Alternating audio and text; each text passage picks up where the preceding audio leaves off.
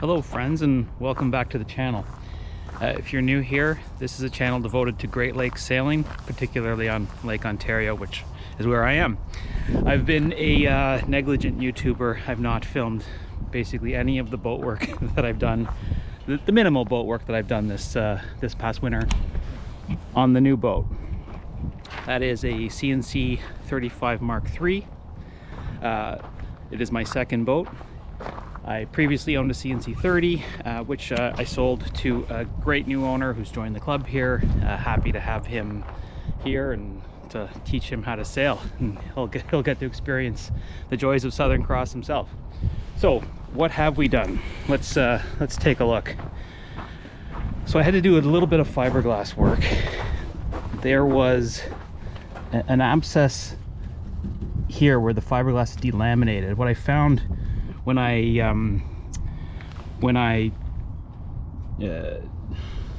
got my grinder out and I ground this fiberglass away, there was actually a void here, so that was empty and it was full of water. So that caused the fiberglass to expand, probably with freezing. So ground that all out, some thickened fiberglass, some fresh sheet of fiberglass, and some fairing compound, and then what you see there is interprotect. So I went around with the interprotect and had some touch-up spots here. You can just see kind of random spots around. So the job today is I'm going to apply this stuff, VC17. This is now contraband in Canada. They don't sell it here anymore. So that was brought across the border.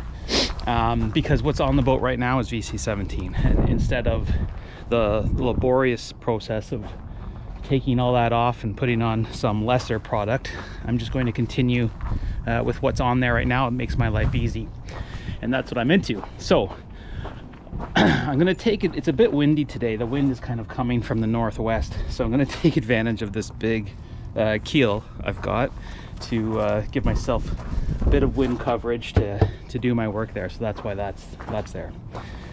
So that's the update, and I don't know when I'm going to post this. Maybe after the boat's in the water. So I'll try to grab a bunch of different stuff. So welcome back. There'll be more sailing content once the boat's in the water. The prep stuff's kind of boring, I know. So anyways, follow along, like, subscribe, all that fun stuff if you want to be along for the journey. So the interprotect is an epoxy, and according to the instructions, before you apply the VC17, you've got to rough it up a little bit. I need to knock it down anyways, because I used a roller that had some texture in it. So for it to turn out as smooth as possible, I'm just taking some 80 grit. I should be wearing a mask for this, but I want to talk to the camera. Just try to make it as smooth as possible. This hull is actually very fair right now, so my shitty handiwork will be very noticeable.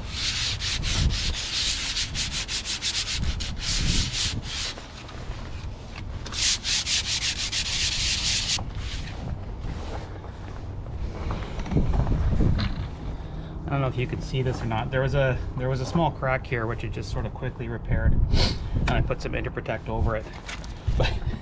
But there's water seeping underneath now. So the crack was probably about there. These drips here have come underneath the interprotect and down onto the keel.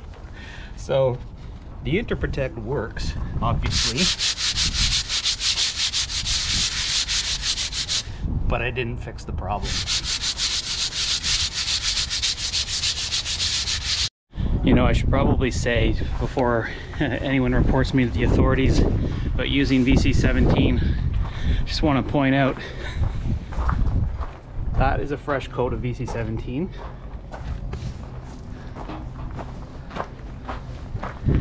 As is that. As is that.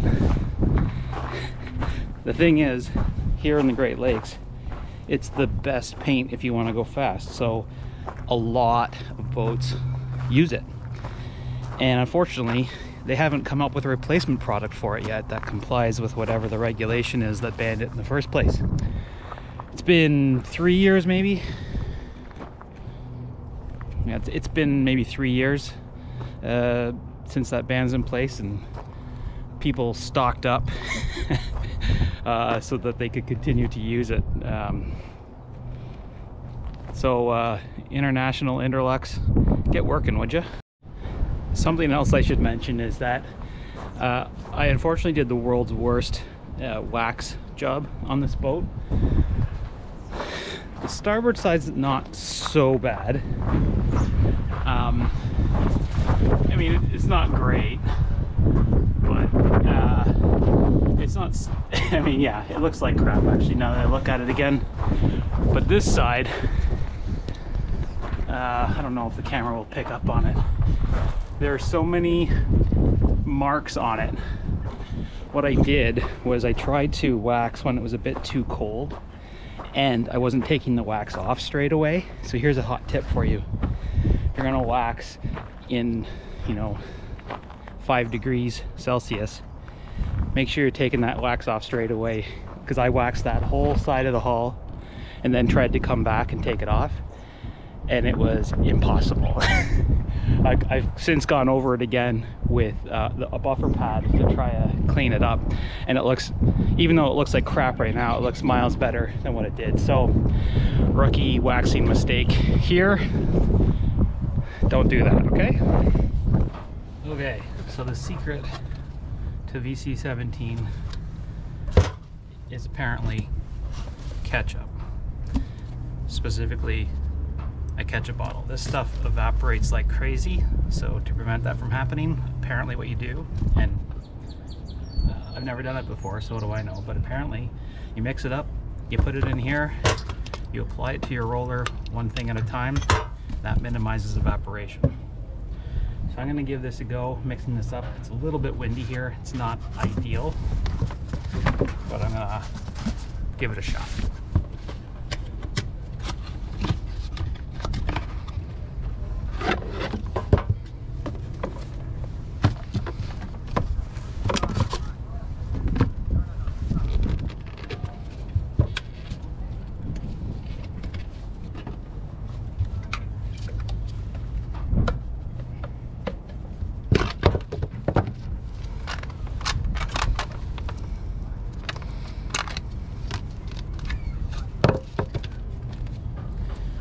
So there's the copper powder.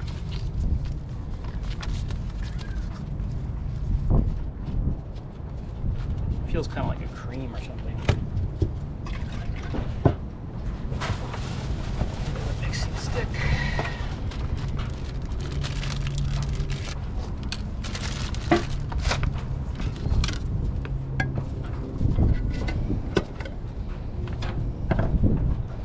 Blue.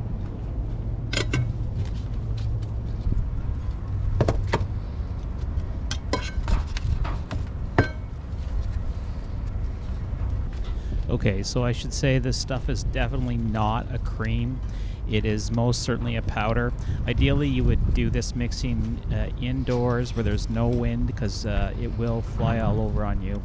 I had just enough cover from the wind that it wasn't a problem for me. Not a huge problem, but again, ideally, do this inside.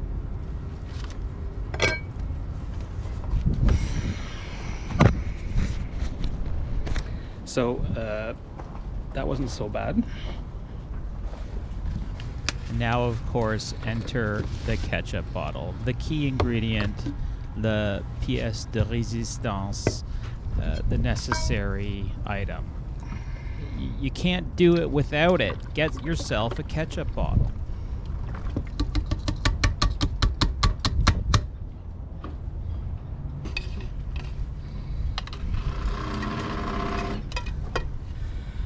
At $100 US a tin, you want to get every drop.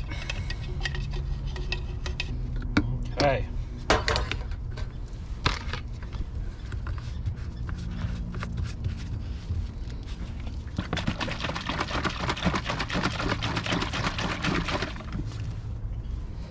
Ready to rock.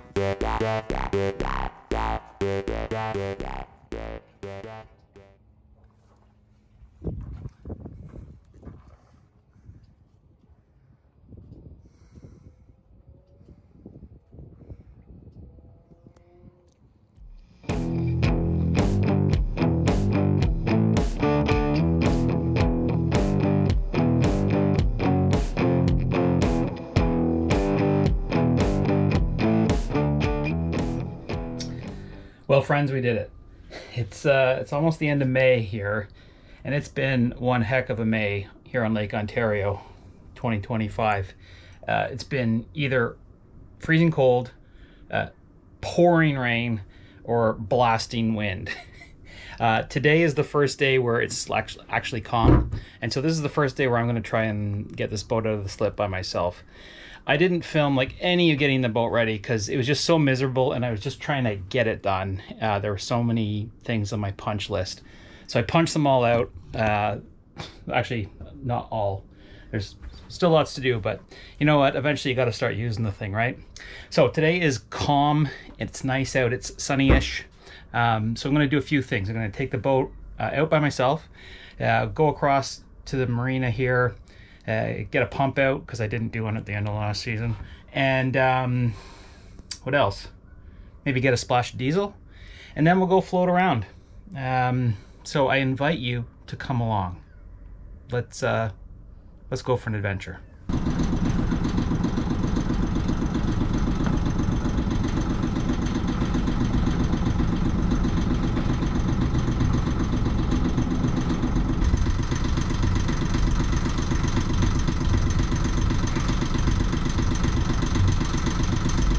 A lot more boat, you know? It is. You knew what you were getting started.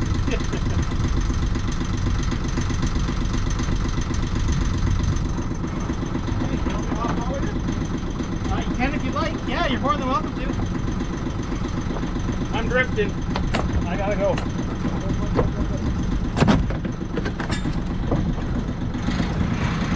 Pull me that way. Pull me that way. Thank you.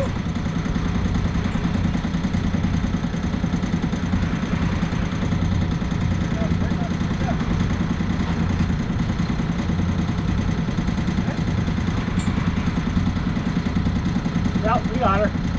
I think. Push, push. Oh yeah. Oh yeah. Easy.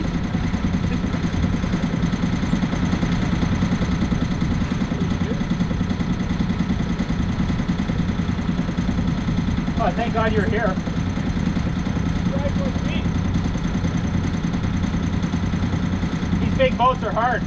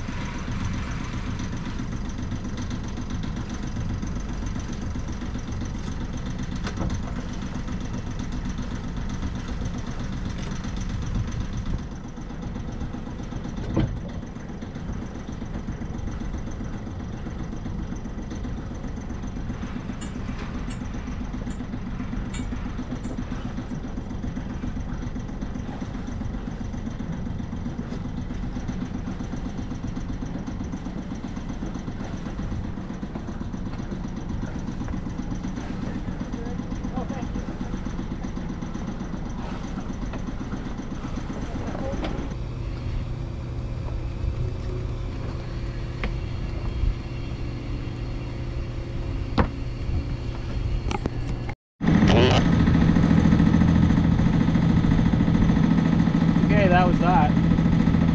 Topped up with diesel, empty head, happy boy. Let's go drift around now. What I will say, is a lot more boat to handle. It's only 5 feet and a foot wider and a couple thousand pounds heavier. But makes a difference, especially handling in tight quarters. I was pleased with that though. The wind was helping me, so I looked like I was competent, and that's all that matters. Looking like you know what you're doing. So I'm gonna raise the main here soon, and after I do that, I'm gonna come back and I'm gonna talk to you about it, because I've got an update on that. All right, we got 9 knots of breeze. Just got out of the harbor. There she is. Just turned the noisemaker off. So there it is in all its glory. Come back here, have a look. Looks pretty good from here, I have to say. But as you muck around with that sail, you notice all the little bits and bobs that weren't done quite right. Actually, I can see some from here. Okay, what I was saying before, I was so rudely interrupted by my GoPro losing battery, is that this sail looks pretty good. It's a little bit short. It's not quite hitting the top mark. And of course, it has all the problems that you might have seen if you watched my last video where I unboxed the sail. And in that video, I remarked that I was considering buying a precision head sail, but that I wouldn't be doing that in light of my disappointment. But I might be changing my tune depending on how this all works out. I reached out to Precision, did a warranty claim on the basis of the sail, and to their credit, they're going to stand behind their work. They're going to send me a new sail. I can continue to use this one until the new one arrives, and then send this one back, and they'll sell it secondhand to somebody. It's still a perfectly functional sail. It just wasn't perfect, and I wanted it to be perfect, and I guess Precision agreed with me that it should be perfect, because they're gonna hopefully send me a perfect one. So that's the what will hopefully be the happy ending of all of that. I like the way it looks. It's very calm and flat right now, so it's hard to say performance wise, but I mean, there's nary a breath, and we're moving right along, so I'd call that a win. Yeah, that's a win. I can't tell you how good it feels to just be out here cruising around again. It was a long off season, and this spring has felt extra long too, just because it's been so miserable.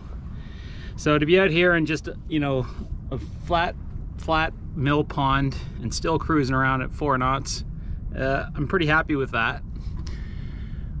Yeah, so it's work in progress, but the progress keeps happening, and that's all that matters. So listen guys, thank you so much for watching this episode and all the episodes. I mean, some of them are gangbusters. I just keep fooling around posting videos just because I'm enjoying myself doing it. So the fact that anyone's watching at all is just a bonus. So thanks for that. And if you're one of those people and you're still happen to be watching and you haven't subscribed, you know, consider subscribing. I'm almost to the 1,000 mark. We're getting there. We're getting there together. So it's going to be a good season. I'm going to hopefully have a few adventures, and I'll take you along for those adventures. And we'll talk sailing, and maybe we'll learn a thing or two out here on Lake Ontario. So see you on the next one, and get out there and get sailing, folks.